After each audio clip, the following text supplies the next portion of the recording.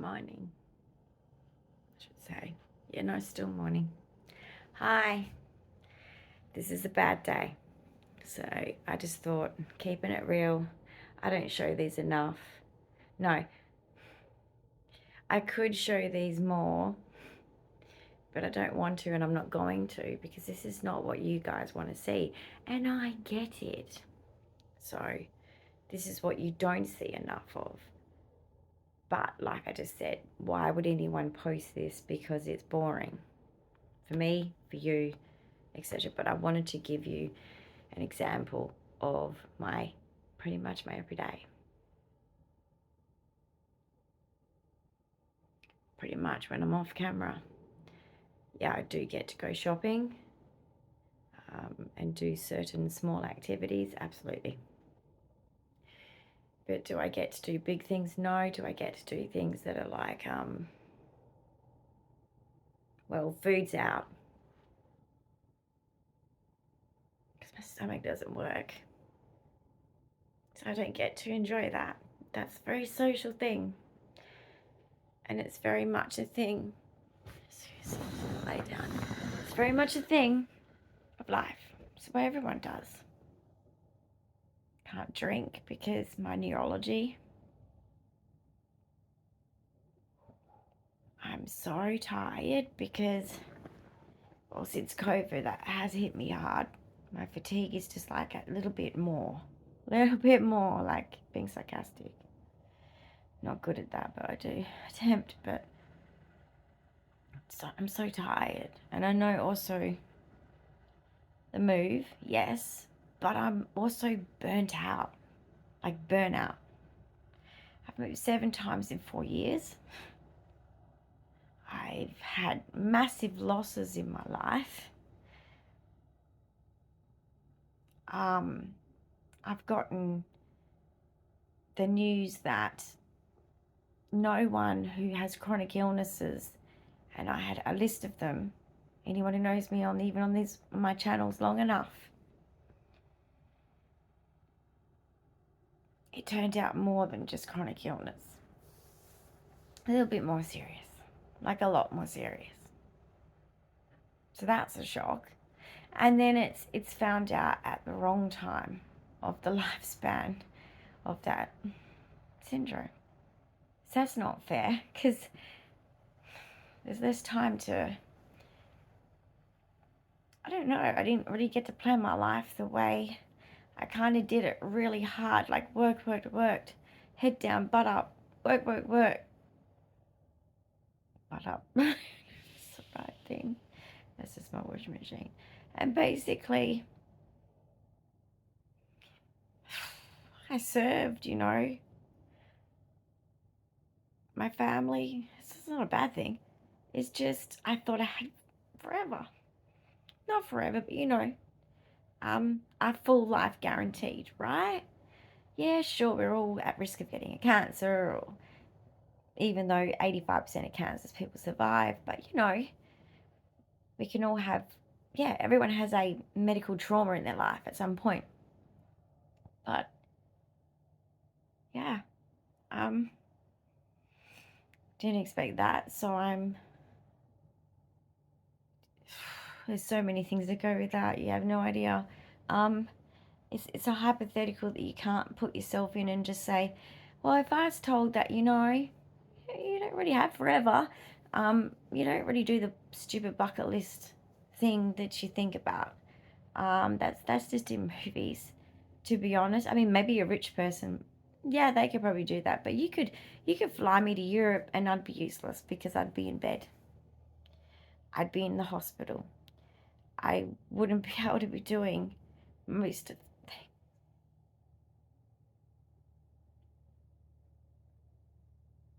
I just wasn't prepared.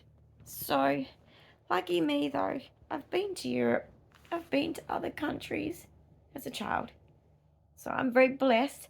So I should acknowledge that. But I'm just saying I don't get to do that as an adult. Now I will try. Because you know me. I don't.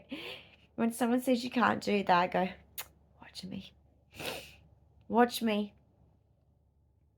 It's kind of why I'm on YouTube, because, you know, there's so many people that are like, people like you are so annoying, I don't like you, that I put myself out there, because it's like, here I am, and some people seem to like it. I think that's most YouTubers do that, because they've got a story to tell, they have things to share, and nobody seems to want to listen in their real life. That's kind of a thing. I think it's not the whole thing. Gosh, it's not the whole thing. This is just modern day living. People live on social media, but I'm just saying, like, it would be part of it. When you've been beaten down so much, it is motivating to want to succeed right in front of their faces. I tell you that right now. I mean, I've already done that lots as an autistic kid, coming as far as I have. I just wish that my parents said, instead of like, oh, you're such a loser, that I'm proud of you. But, you know, we all don't get the good parents, do we, guys? Not everyone does. But I've conquered a lot with my autism, and I'm very proud of it. And as I lay here with high pain, I've already had to have a massive, I know it's gross, massive enema today, which is regular for me. It's a regular thing. Lots of pain. It's a procedure. It's just constant pain, constant procedures, constant tests, specialist appointments, phone meetings, telehealth. I should be 70, but the thing is, guys, geez, I'm turning 50. Don't just take 20 more years away. You didn't warn me.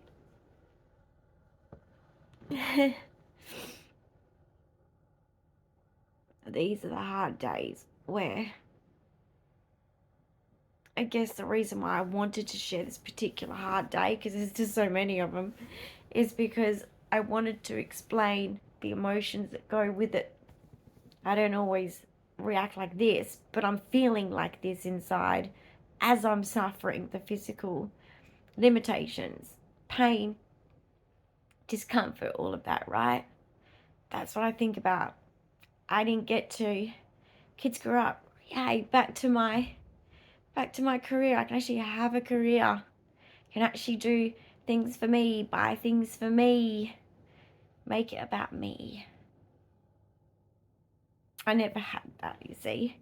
When I grew up, and I'm X generation, guys, as a babysitter at 10, I was a cleaner at 8, I was working at 13. Like, you just don't really, as from a single parent family, you don't really get the childhood. You don't really get it. I had a mum with depression, probably autistic, bit of alcohol, I reckon, because of the sadness, because of the divorce and all of that. So I felt like I was the caregiver, which I kind of was. But I could never make her happy enough. I don't blame her for that, because I'm an adult now and I understand what was really going on from an adult brain, right?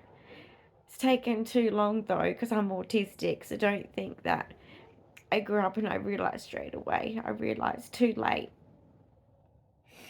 Not saying my mum's perfect, and that's on me, but at the same time, my mum's not perfect either, and hasn't done all the right things. But I'm just saying, like, I never realised, because I'm developmentally delayed mentally and with my intellect. So there's different things like comprehension problems, just understanding other people's perspectives, right? That's a very common autism thing. And but I've been a caregiver and a self-caregiver, because, you know, so I used to work 12 and gone 12 hours a day for decades, and I just had to fend for myself as a disabled person and with autism, and raise a family without an involved mum, and I had to do it all myself.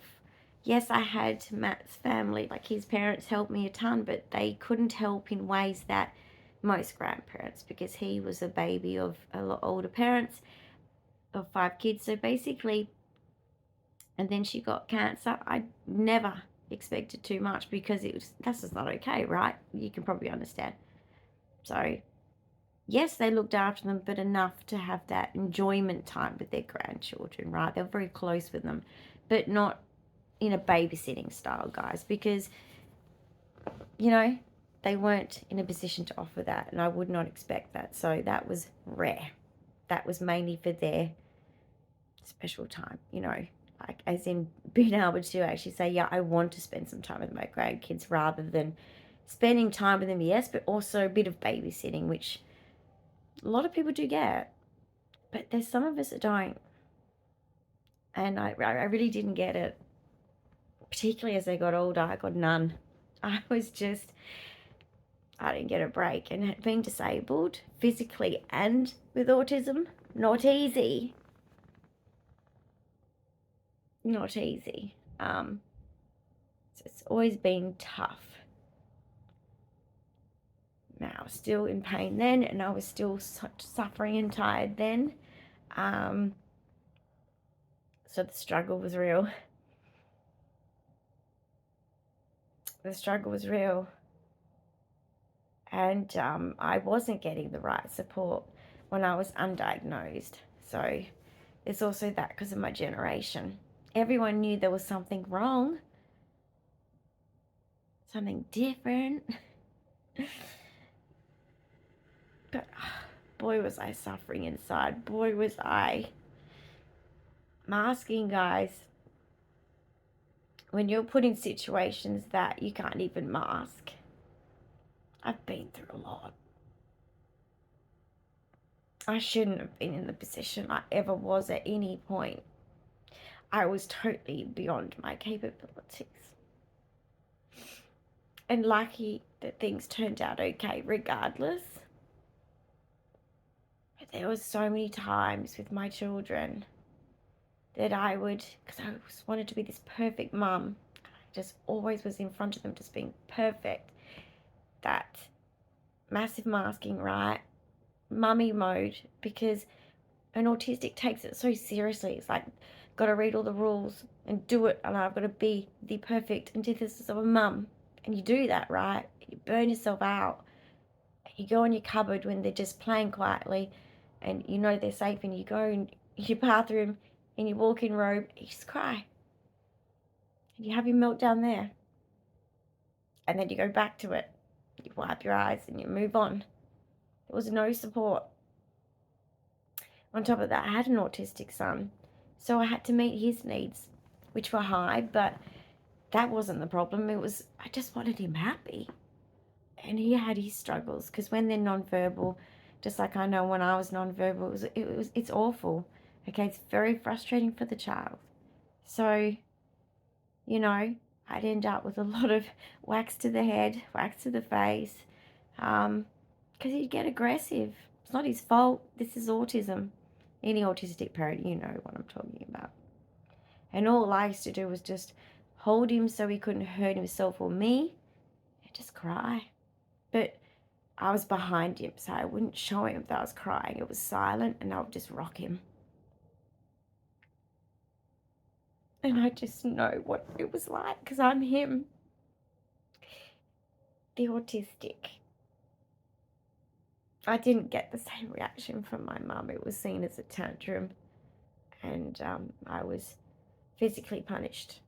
So meltdowns and me, it's a combination of a shit show. Because I have a meltdown that, you know what it's like. It's a neurological thing. You cannot control it.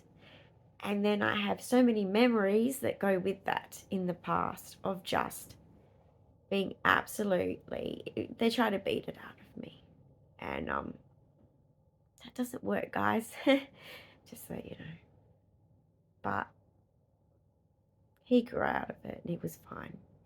And I taught him some skills to cope with that. Luckily, I was studying behavioural intervention for children at the time. In my studies, wasn't that lucky, but he did great. Had a great paediatrician. So, but I'm just saying, like, it's driving in a car. You know, I was supposed to drive from south of Perth, from my dancing teacher's place, because we were doing some choreography. I was supposed to drive from there back to my house, which is north of Perth. And I ended up so far east of Perth, if anyone doesn't know, that I ended up in the hills in Kalamunda. Sitting in a car park late at night, crying, because I didn't know what to do. Now, luckily, I don't know how I thought of it, but I just drove through HJ's and said, where am I? And, you know, he's like, huh? I said, like, what suburb? He must have thought I was on drugs. And he said, oh, Kalamunda. As if, like, weirdo. So, yeah. It's been really tough. And so, and then physically, like, so many people here, they're disabled, and I'm not taking that away, and I'm not saying that there's a competition of who's more disabled, but I'm actively sick as well. So it's not just about the wheelchair and accessibility. I can't eat the food. That's a massive part of what people do together. I can't get out when I'm like this, and I'm so tired, like so drained. And if I push, I'll end up having a seizure. In fact, that's just, it's not even an option anymore since seizures came into my life 12 goddamn years ago. Well, actually, longer than that, but regular seizures was 12 years ago. I was having 6 a day until my medication. And, yeah, it's ruined parts of my brain. With my language, my speaking. I've seen all the changes. I've got permanent ataxia. So many things have gone wrong. Because they're just neglecting it. And that's just Australia for you. Having epilepsy is a difficult thing in Australia because it's just, they just don't know enough about it, to be honest. We don't have the best quality there. We have some, but they're all booked. It's not like we all can get hold of them. But there is some good ones. But I can't see them. So, you know what I mean? It sucks. But the fatigue, the pain, and I can't take painkillers. I'm allergic to codeine. Opiates, I'm allergic to them. And Earlos loss, I'm supposed to be put on this really heavy painkiller. It's meant to be similar to like a anesthetic, you know. I can't think of it now, ketamine. And it sounds magical to be able to be pain-free sometimes. Seriously, guys, the pain just,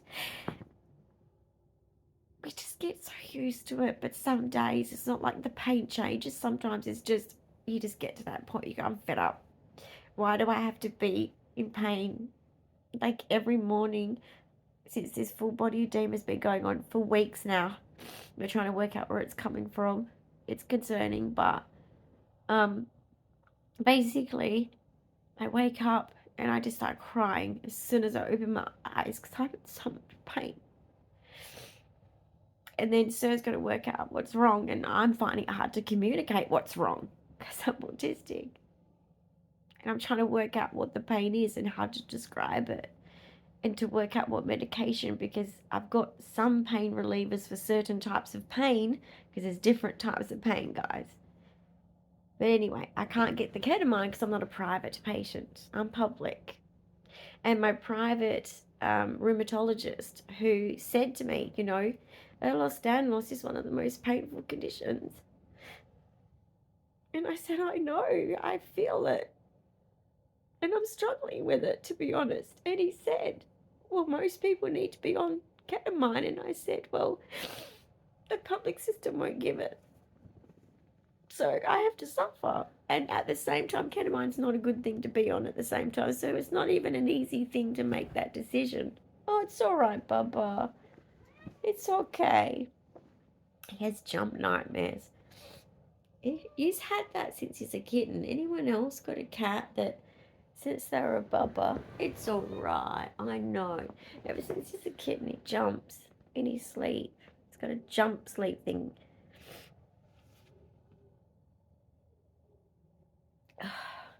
Got a tenant down there that's about to be kicked out because apparently he's got a record of being a public nuisance and we're experiencing it.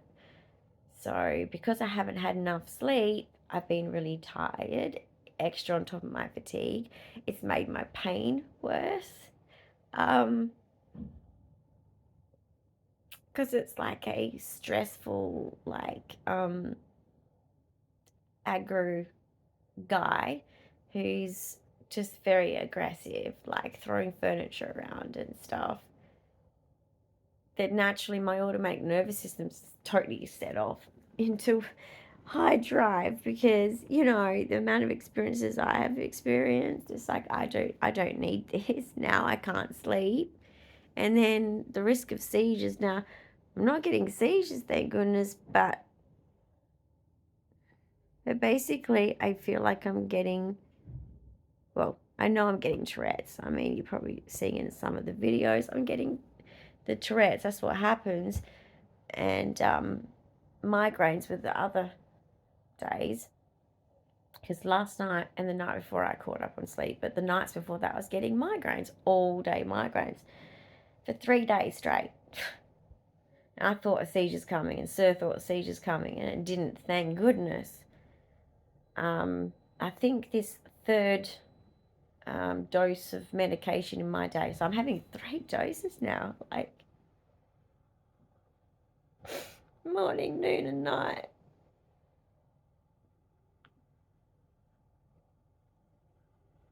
But I wish there was something for the pain. And I also wish that I could be the disabled that goes, because there's so many things that they could do for me and offer me, like getting me through onto the beach, into the water, helping me with all these different things, like even horse riding and all sorts of things that you could do. But with my CCI, I probably couldn't do horse riding because it will probably bounce my neck in the wrong way. There's just so many things that cause pain, but they're awesome activities that I just don't want to have to think, oh, I can never do that again. I should be having an operation for my CCI, but at the same time, operations can be bad, so it's like, oh, you don't get to choose your surgeon, which makes me nervous. And then, yeah, it's just, I feel like there's just not enough fun that I get to experience, and it sucks because it's like, hey, like, I want to have fun. It's been a while. And these are mostly my days, is distracting myself from pain and fatigue and discomfort, or doing activities so that I just forcing myself for the mental side to go, I got all this done today, this feels really good, and I was productive and I was fun, I did some videos, and that's what you guys probably see the most of. And then afterwards I'm just in so much pain that I'm like, oh, why did I do that? But then it's like, it's good, it's living.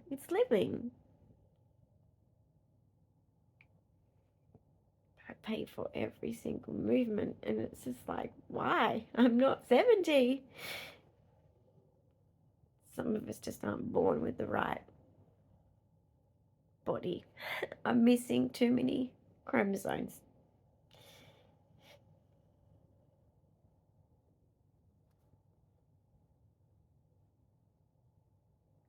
We just get forgotten, guys.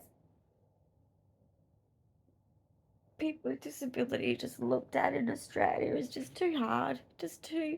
That's why in a way I try and have a channel, because it's like people are seeing, hopefully normal people are watching without a disability, because we are people too. with personalities and life to offer, and skills and knowledge. And we don't get to reach our potential because of our disability. And especially those of us that are actively sick, disabled. He's going off. Sorry. I don't know if you can hear it or not, but I'm just over it. I know that it will end. But he's got his whole family over, and they drink and drink and drink and drink and drink. Goddamn alcohol, eh? Just ruins. Don't know why it's not bad. It really does fuck some people up. It's okay for a social fun thing. I'm fine with that. I can't drink myself because of my health, but I'm just saying, like, I'm not anti-alcohol. I'm just, I guess the abuse of alcohol drives me nuts. They don't do enough about it in Australia, and I think they could and they should for their own welfare. But let's not talk about welfare, because my industry, which I am dependent on now, which is the industry I studied in, it's really annoying.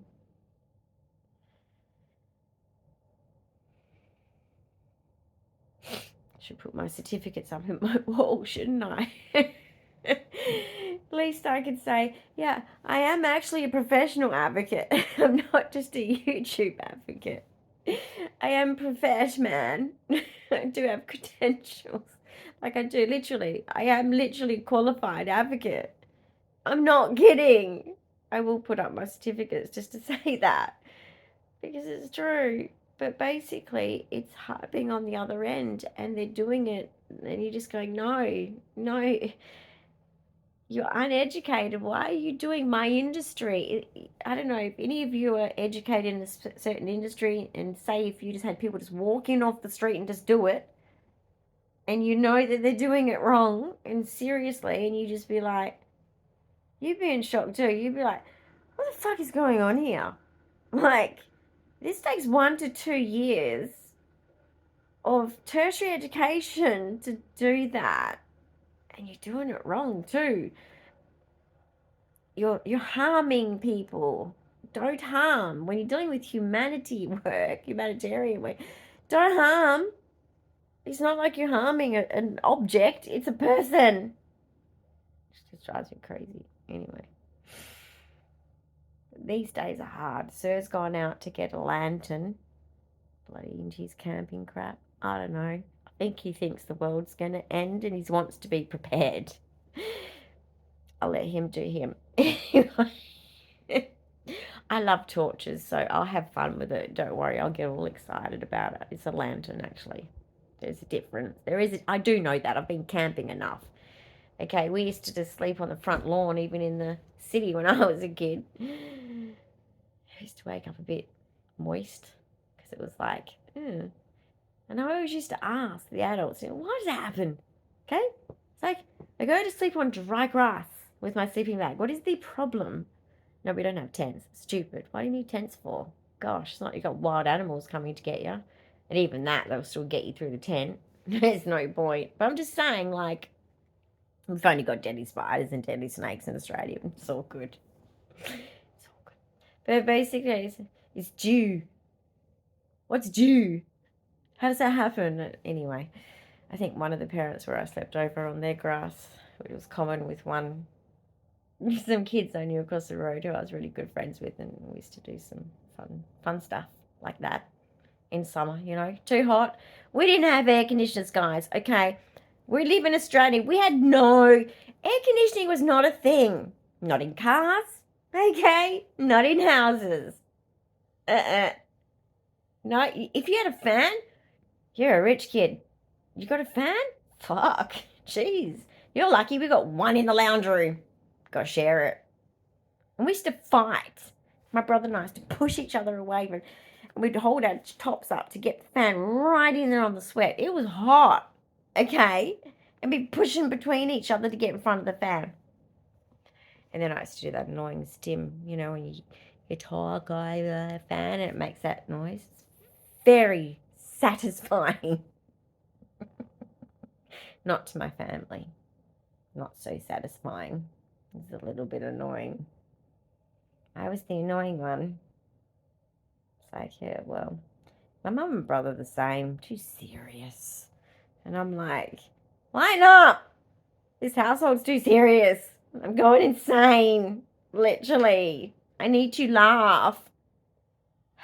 I always used to wish for my uncles to turn up. Cause it's like, or my pa. I need to laugh. I need to laugh. Pa would just giggle all the time.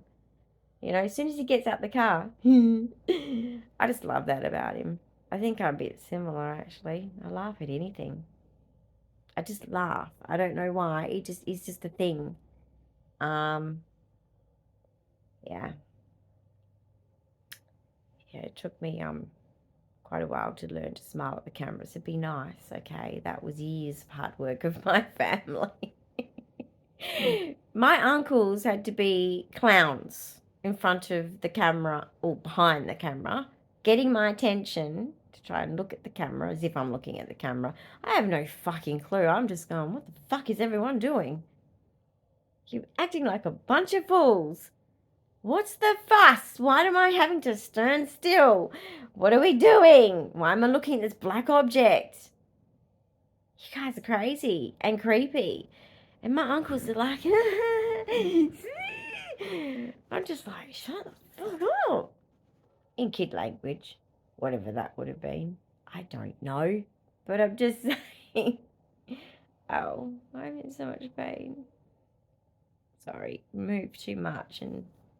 But yeah, I had a lot of uncles, luckily. So there's the four of them jumping up and down, screaming my name. God, that's all I ever used to hear is Mum screaming my name. Problem was, didn't know what it meant. So she's screaming my name, and I'm thinking, God, she's goddamn annoying. And she's thinking, why is this child not listening? How dare she? So, you know, you get the thong, the wooden spoon, whatever was grabbable. Whatever. Whack. And I'm like, what is that for? I've called your name so many times, blah, blah, blah. I'm like, I look back now and I'm like, fuck, that went on for years. Did you not realize maybe that I wasn't actually developing and understanding that when you call my name, I need to look at you, come to you, whatever? It was a problem. It was a big problem.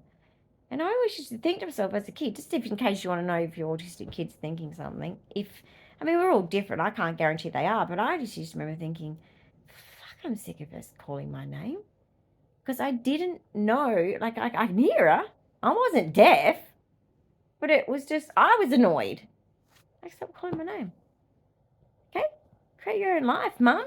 Jeez, get on with your shit. Like, don't involve me. I'm here doing my thing. Why are you calling my name? I didn't bother turning around. Didn't see the need. I didn't understand why she's calling my name. I'm waiting for, okay, you called my name and Dyan and there's no context. What are you expecting? So I'm just playing, doing my thing, going, shut up, stop calling my name. I started to hate my name. I actually started to hate my name. In my head, I used to be at school and it almost used to vibrate through my brain because that's how much my name was screamed. I had no idea what this name thing. X-Gen, guys, I'm telling you, when your mum called your name, and this is what I learned. You run fast and you stand in front and you look at them in the eye. Really uncomfortable, I know, but you race. Okay, you drop everything like it's an emergency, right? Fire emergency. You drop everything. Even if you break things, that's the problem with autistics. We actually sometimes do that or spill things. So, sorry, parents, but that's what you fucking cause because you scream our name. But anyway, autistics, just run to the parent, look at the parent, and try and understand what the hell they want from you. You should be safe. I can't guarantee it. You should be. That's what they mean. I know that there's no context to why they call you a name because it's related to so many different activities, but I apologize for that. It's just the autism growth pattern that we all have to go through, okay? Our brains are a little bit different. These other people, they have extra senses, like third eye or something, like they just know. There is no book. I've looked for it. Doesn't exist. Okay, I read so many self-help books in my from 18 to 20s. It never said anything about a book of life. Okay, so guys, if you're thinking that, you're getting it wrong. No. It's the way they're born. They have a different brain and they just know, and it's fucking annoying. And then they don't appreciate our talent when we start explaining extensively how a particular item works and the history of it and all of that. They don't appreciate that, right? Yet they love when they go on holidays to go on all these tours and learn about things. And they'll listen intently, and it's like, rude. I have told you many facts, many interesting things, and you've never cared. It's one-sided, autistics, okay? Just find other autistics and tell them. Or just, there's some neurotypicals who are highly intelligent, and they appreciate that kind of conversation. And if you're at a party, okay, before I wrap up, sorry that I've gone on to autism now, but basically, thanks for keeping me company in my pain moment, but I wanted to show you that some days it's just, this is the position that I will be in all day, and I will be not feeling good. That's all you need to know. And I'm not going to show this all the time because it's depressing, okay? I have to get myself through this, and that's my responsibility, is to positively move through the pain. I know. I'm doing great. So, yeah, autistics, if you're at a party, the ones that you want to find to have possibly these conversations rather than the rubbish of, yes, I know about the thing that happened in the city. I fucking know. Norma just told me. Jennifer just told me. Okay? This other chick, the lady over there, I didn't even know her. She just told me. Boring. When I heard it the first time. Anyway, you go to the corners. They're normally in the room where, like, where everything's happening, right? Ground zero. Okay, hot zone. You don't want to hang there. Move away to the peripheral. So go searching for the other peripheral people. They're your people. They'll be sitting in a corner. They might be outside pretending to be, I don't know, oh, the stars are nice. But really they want to just have, like, some sensory break. So leave them ones alone, because we all get like that. Sometimes you're just like, no, don't fucking talk to me. I just want to look at the stars and not think. And just, because you guys have just made my brain go, woo. And you don't want to hear my facts. So I'm bored. But most of the time, those are the people who probably have a conversation about real interesting stuff, like other people's special interests, autistics. Sometimes it can be contagious. Be careful. When we share our special interests, which I encourage, it does become contagious. It's a good thing, though, because there's nothing worse than when your special interest ends. It's not often that it happens. Oh, well, it is. Some of them are lifers, but some of them end and you just go, oh, my life's over. Like, what have I got to get up for in the morning? What is my purpose? What's going to get me through having to have a shower and brush my teeth? Because it's like, it's not like I've never done this before. Over and over and over again for the rest of my life. So, yeah. Anyway, there's some autism advice for all of you autistics, that even if you're late diagnosed, self-diagnosed, or properly diagnosed, these are things you don't even know. Because when you're autistic, you don't know yourself. I promise you. You know your fake neurotypical self. okay? So what I've probably said has gone, oh, damn, that's kind of true. Attend to that, okay? When something hits, write it down, action it. Action it. Don't just think about it. Like me, when I get my OCD circular thinking problems. Yeah, I do that, you know. I sometimes just have something go round and round and round, and everyone around me goes, I'm going to strangle her. That's my OCD.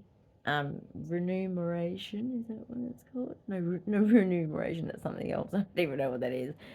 Ruminating. It could be connected. I don't know. But ruminating. That's what the psychiatrist said. Ruminating. You have OCD. You have repetitive behaviors, and you have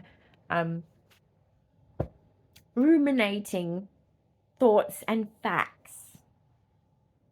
No one appreciates the facts. That's the positive part to the rumination and the knowledge. But anyway, you think your weather chats are better? Neurotypicals, I don't get it. Okay, I've heard what's on the news. Okay, from everybody. God, mine are unique topics. They're unique. I like to learn new things. Anyway, I'm going to go now because just know that, yeah, any of you guys with, especially with chronic illness, because I know that I have more than that, and that's becomes the focus, but and there is a difference for certain reasons, you know, relating to that and why I talk about that, because yeah, there's a lot of reasons, but alone just having a diagnosis of something that's affecting you daily or just a lot of the time, pain, discomfort that you can't get rid of, is yeah, I just honor that in you. So, you know, alone, doctors can't fix everything, and we are the ones that they can't fix. Some asshole in the future will get fixed. It won't be us. We'll just be the research. I'm the research. You're welcome, Murdoch. No worries. But I probably won't get the benefit. Same with genetic seizures. I won't get the benefit probably. But anyway, I will always help. I always do, guys. Like that doesn't deter my decision. Well, if I don't get the benefit, I'm not going to help. No, I always do help. But I'm just saying, I won't get the benefit. That kind of sucks. But I just want to honor pain and suffering that you have to also mask because you love the people around you and you don't want to bring people down with your stuff because it's daily and you know that you can't handle it to focus on it daily. So why could we expect someone else to hear it from us daily? So we have to be brave and strong.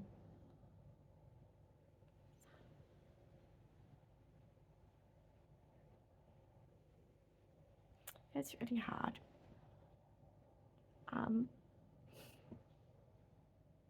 But when you have those days, which I'm having one of those days now, in combination with just my regular sickness, sometimes you do have to say to your people around you, you know, hey, like, I'm really done. I'm really done. I'm really suffering. And normally just having them in your presence and talking to them, normally you're like, I gotta live for these guys. So just remember that too. Be brave for them. Because they have the same pain. It's just more of the mental pain in seeing us go through this too. So I know it makes it harder to share your physical pain of suffering and discomfort, but and look, it's a personal choice. I'm not saying that the way I do this is the right way. It might be the wrong way, but I don't like to say it much. But this is a really tough life. When they can't help you enough to be comfortable, it's really tough. And when you don't have private, which in Australia just means better quality care due to having the money for it compared to public, which is a lot of neglect is actually 100% going on to save money. So, yeah, I just want to, say you choose what pathway you want, but that's just what I'm like. I just don't want to say it too much because at the same time, I try and think of it as being when I do wake up and I do finally get to a level of comfort and pain that I can manage mentally, right? On those days that are really hard, or just on any day when you just have those moments where you feel like just that little bit less pain, appreciate the fact that you're alive, that you're still here. There's some people who don't get that choice. And I know with my life expectancy shortened, you know what, guys, life's short. It's not just a saying. All of these sayings come from truth, pain, suffering, reality, facts. Listen. Don't just get into that pattern of listening to, even if it's motivational quotes, don't just think of it as just being superficial in the moment. Yeah, that just so fits. That's just so cool, man. I feel better now. Actually think about it and go, that is the truth there. And I need to listen hard. You only get one life and it's short.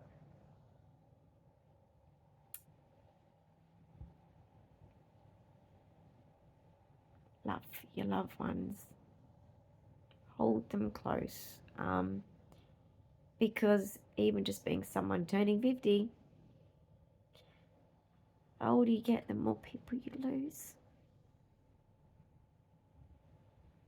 Especially your special ones. And so just love everyone today a little bit more around you, please. Anyway, thanks for listening, guys. If you suffer what I suffer, I'm sending love. And I'm telling you, you're not alone. Don't think everything you see on camera is what I'm feeling 24/7. I feel you.